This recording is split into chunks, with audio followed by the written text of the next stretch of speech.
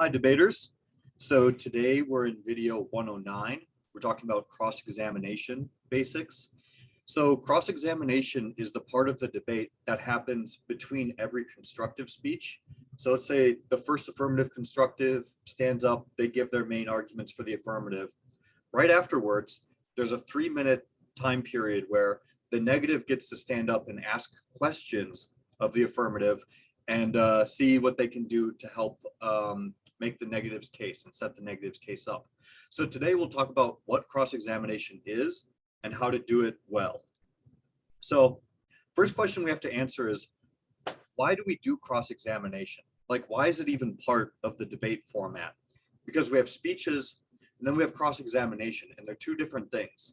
So the reason we have cross-examination is we want debaters to actually interact with each other, and we want to give them time to show how the world of the negative and the affirmative are different from each other. And sometimes the best way to do that is to just ask questions of the other team.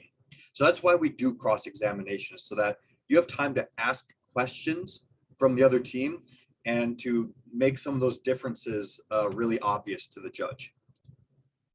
Speaking of which, we should talk quickly about who is cross-examination for. You might think that it's for you, the debater, right? Because you're the one asking or answering questions.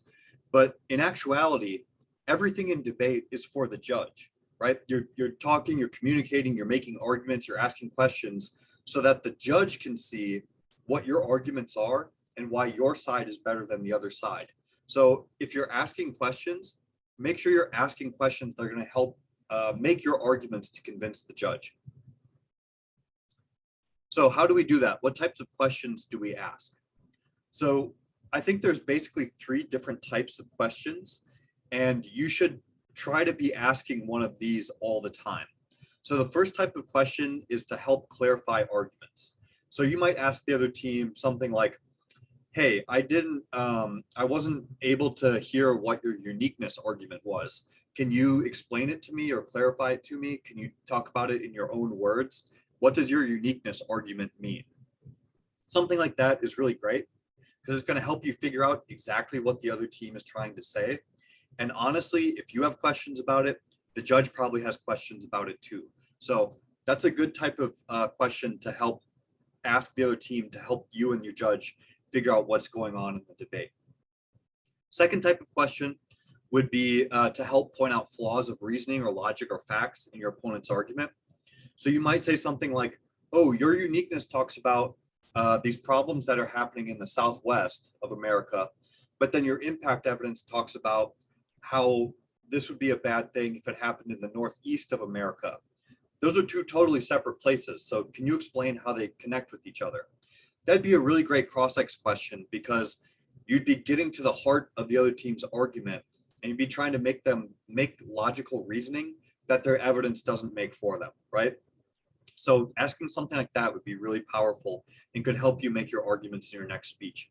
And the third type of question is to help you set up arguments you want to make in your next speech. So if in your next speech you want to say something like the plan would cost too much money, or spending money on the plan could be better spent somewhere else, that's a great thing to want to argue in your next speech.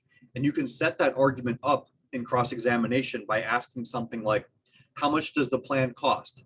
Is there any evidence about how much the plan would cost? Do you have a specific number anywhere? Something like that. So you can say, in the next speech, you can say, hey, they said they would spend this much money.